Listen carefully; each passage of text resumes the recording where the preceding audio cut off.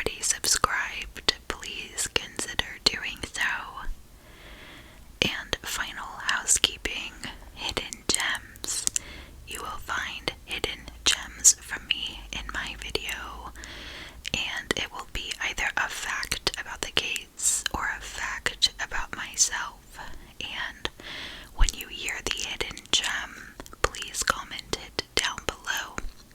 When we get enough comments on a video with hidden gems, the following month you will get an extra video from me. So if you want more content from me, make sure to comment the hidden gem down below. Okay, so let's get into this case, and just as an FYI, it is about to storm here, and it is very windy outside, so I apologize if there's any additional background noise.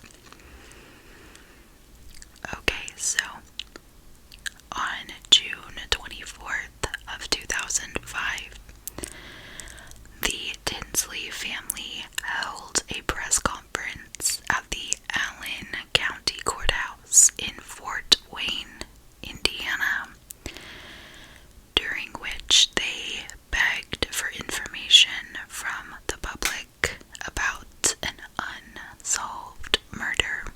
The Tinsleys were requesting any leads from the public about the murder of their daughter April, who had been 8 years old at that time.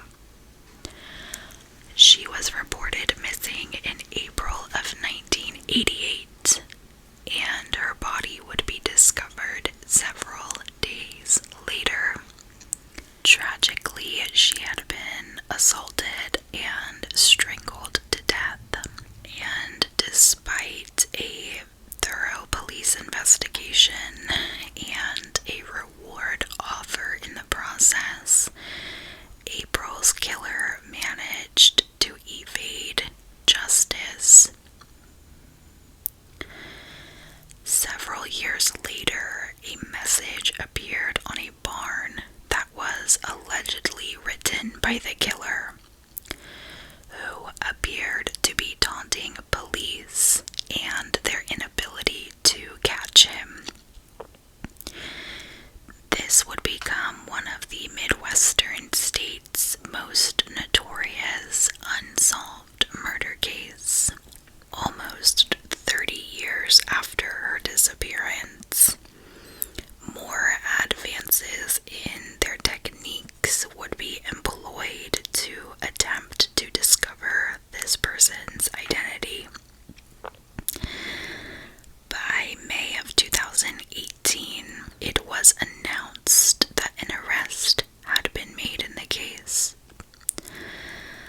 A 59-year-old Indiana resident who was charged with the murder of April Tinsley had been apprehended through the use of forensic genealogy.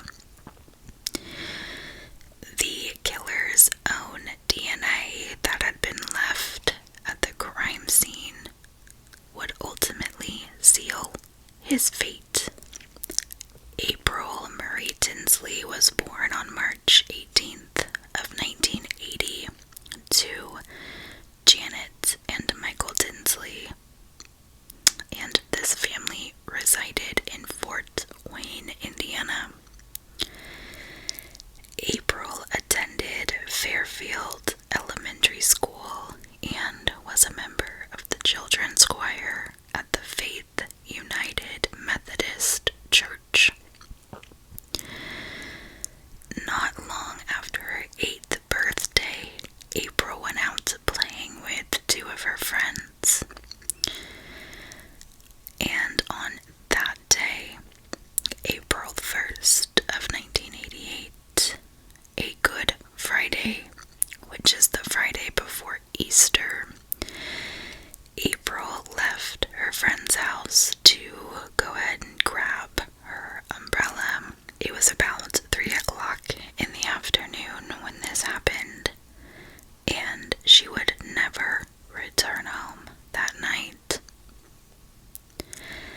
as you can imagine, when she failed to return home from her friend's house that night, her mother was absolutely frantic and contacted the police and reported April missing. Now, a search for April would begin almost immediately, and it would consist of roughly 250 Fort Wayne police officers and 50 local volunteers. During this extensive search, nothing would be found. Several days later, into this search, a witness would come forward and share that they had reported seeing a white man in his 30s that had yelled at a girl believed to be April before forcing her into what was described as a blue pickup truck.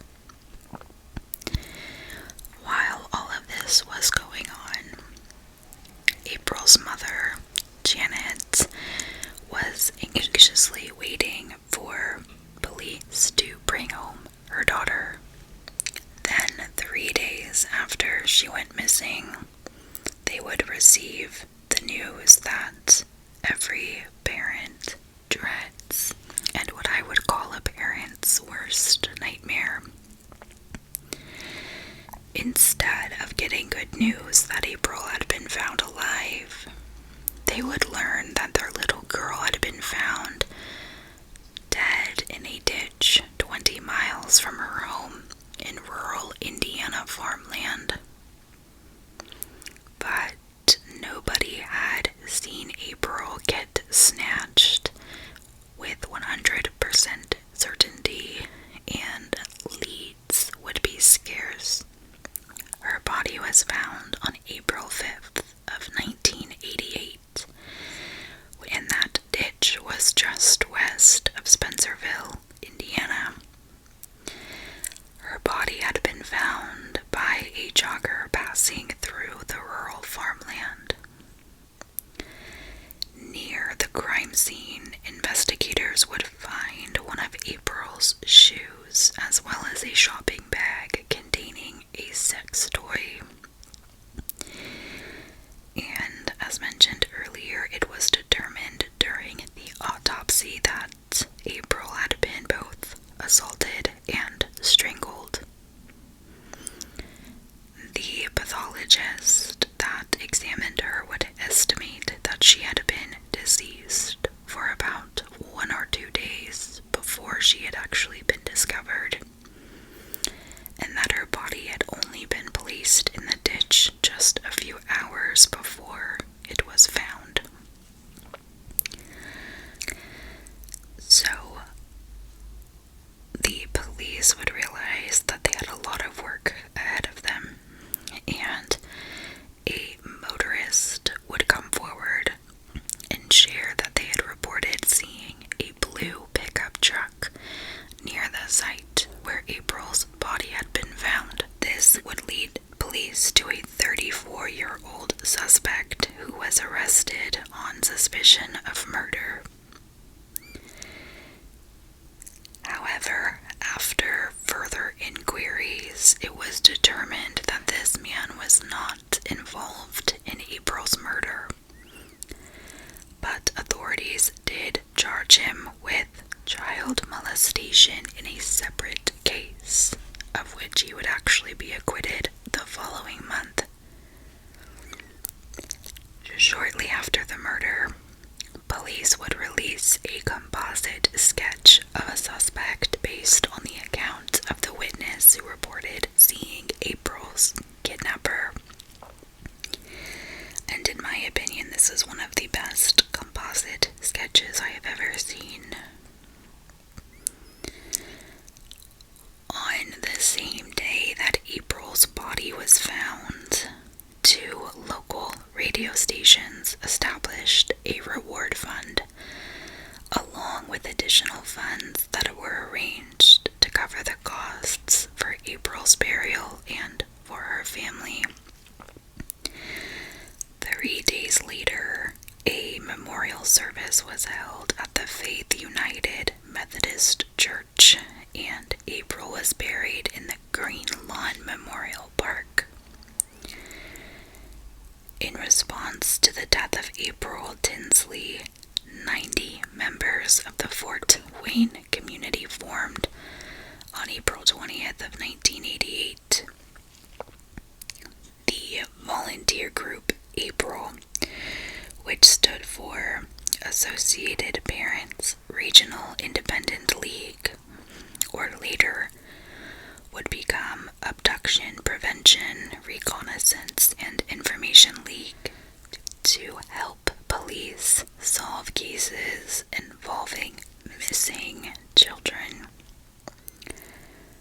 On April 26th of 1988, police would send DNA samples of April's and 5 suspects to a private lab in Germantown, Maryland for profiling, which would ultimately give inconclusive results. So at this time, without a prime suspect, the case would grow cold, and detectives eventually began working other crimes as leads in the case fizzled out. But just over 2 years after the kidnapping and murder of April Tinsley, there would be a new development in the case. On May 21st of 1990, Fort Wayne police officers found a message on a St. Joseph Township barn. The message would read, quote, "I kill 8-year-old April M. Tinsley. Did you find the other shoe? Ha ha. I will kill again." End quote. And this was written with crayons which were found near the barn. Okay, so this will be our hidden gem. Police found a message written in crayons on a barn that was potentially written by the killer. Now, several months after this discovery, the body of another child would be found, and investigators suspected there could be a link between this latest crime and that of April Tinsley. 7-year-old Sarah Jean Bowker disappeared on June 13th of 1990 from her family's Fort Wayne apartment complex. Her body was found in a nearby grassy creek the following day, and she had also been molested, and her cause of death was suffocation.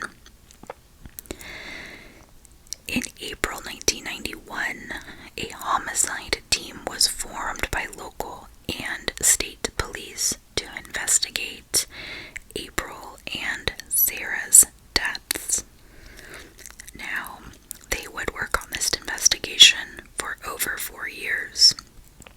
And as the years went on, investigators were of the opinion that both murder cases, that of April Tinsley and Sarah Jean Bowker, were connected, and they eventually did have a suspect.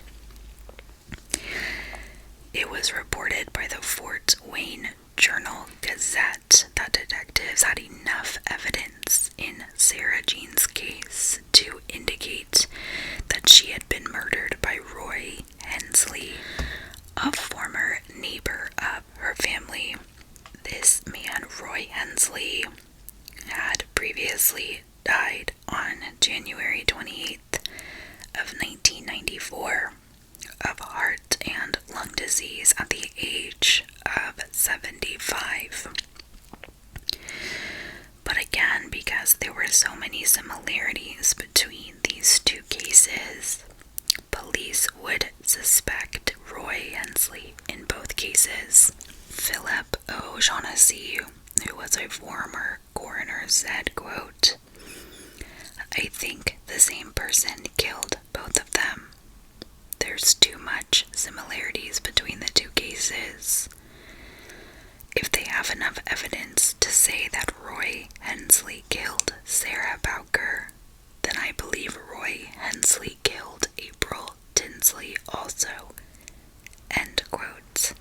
Now, interesting fact, Roy Hensley's son, David, and a woman who lived with Roy for several years both said that he knew both of these girls. And David Hensley would say that his father carried photographs of the two slain girls in his wallet. So very, very interesting. Now, investigators first learned of Roy Hensley in May of 1992 when a relative went to the police department with suspicions that he might have been involved in the death of Sarah Jean Bowker. In several interviews, Roy would deny having anything to do with Sarah Jean's slaying, and detectives could not corroborate the family members' suspicions. A relative of Roy Hensley, however, told police that he had previously claimed to have killed Sarah Jean and had urged this relative to keep quiet. Although authorities were unable to establish a connection between Hensley and the murder of April Tinsley, rumors would persist of his involvement. Now, although a link between these two cases had been disputed as early as August 7th of 1991, when the FBI's Behavioral Science Unit got involved, they determined that although April and Sarah Jean's cases were similar, they actually were ultimately unrelated. Which is interesting and probably very hard for the family of April Tinsley to swallow, especially after the coroner really said definitively that they had the same killer. So, over the following years, there was little in the way of new developments, and eventually, the case of April Tinsley would go cold. And for all intents and purposes, it appeared that the killer of sweet little April Tinsley had escaped justice.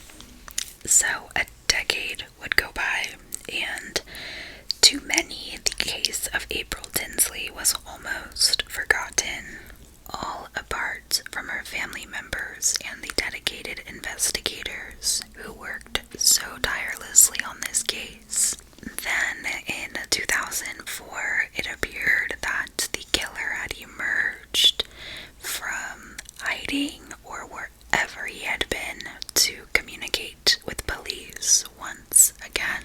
During the Memorial Day weekend of 2004, 4 notes were found in the Fort Wayne area that were believed to have been written by April's killer.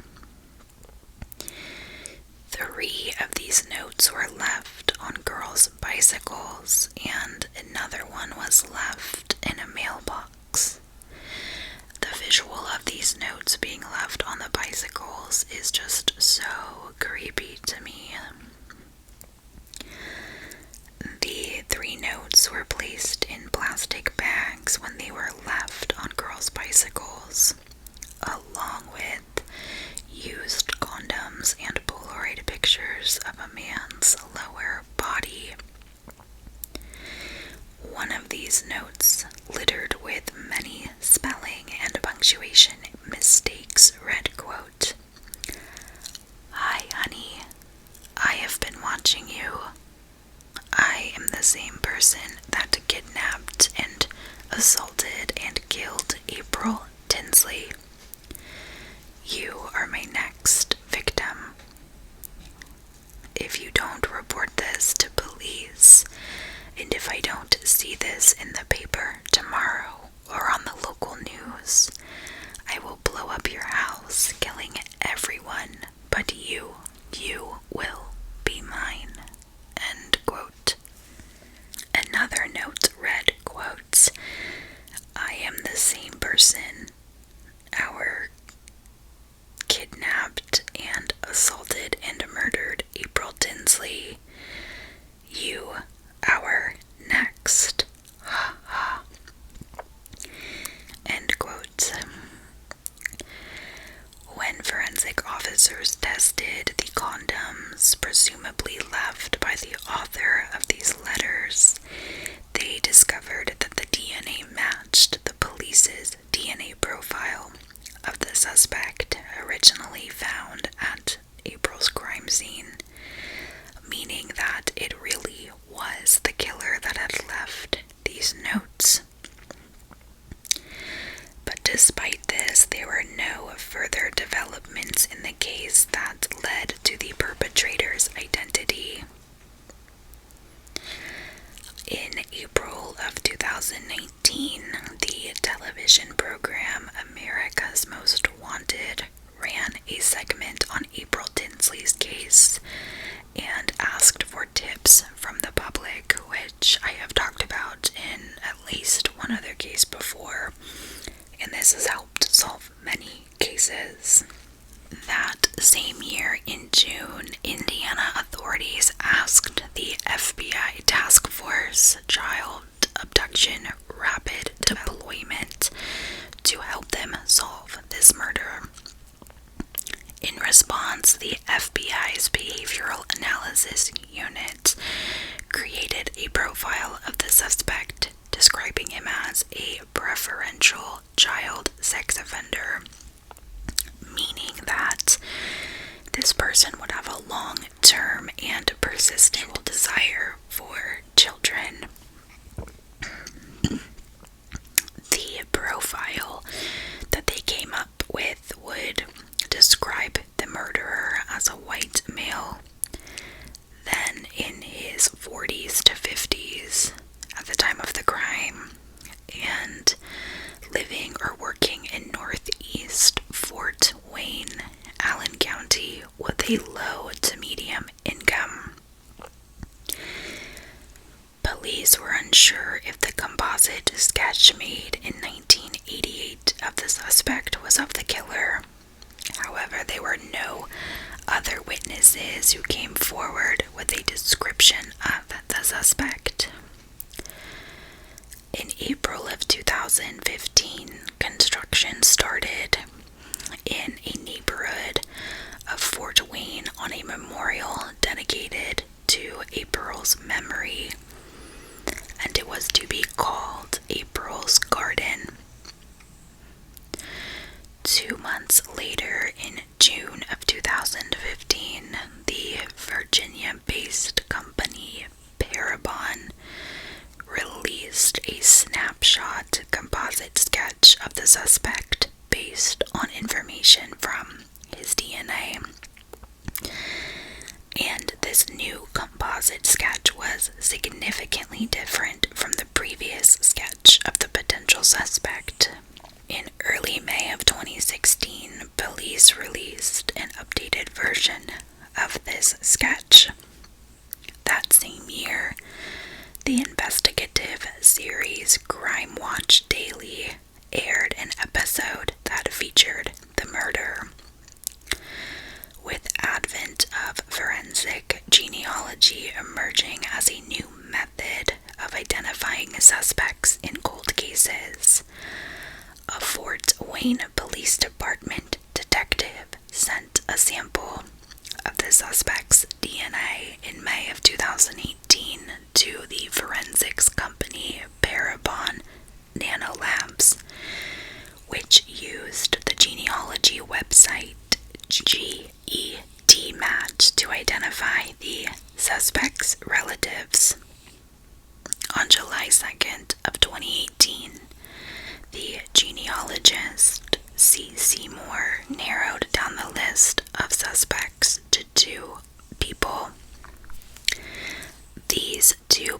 suspects were brothers, one of whom was 59-year-old John D. Miller, who resided in Grable, Indiana, and whose neighbors described him as secluded and often angry. During a search of John Miller's trash, police would find used condoms and collected DNA that would later be matched to the suspect's DNA. On July 15th of 2018, Fort Wayne detectives approached John Miller at his residence and asked him to come talk with them at the police station. On that very same day, the April Tinsley case was featured in an episode of On the Case with Paula Zahn, which aired just hours after an arrest was made in the case. And just a fun side note, I used to love watching that show. At the police station, police officers advised John of his rights, and when asked if he knew why they wanted to talk to him, he replied, "April Tinsley." During a subsequent interview at the police station, Miller confessed to the murder, admitting to have abducted April Tinsley, sexually assaulting her, and choking her to death in his trailer. He would be charged with numerous charges, including murder, child assault, and confinement. During a court hearing on July 19th of 2018, he pled not guilty. But on December 7th of 2018, John Miller would change his plea to guilty, admitting that he sexually assaulted and strangled her with his bare hands. As a result of his guilty plea, he was sentenced to 80 years in prison, the majority of which was for murder, along with a 30-year sentence for the assault. After sentencing, he was housed at the Indiana Department of Correction Reception Diagnostic Center in Plainfield, and would be later moved to the Newcastle Correctional Facility on January 16th of 2019.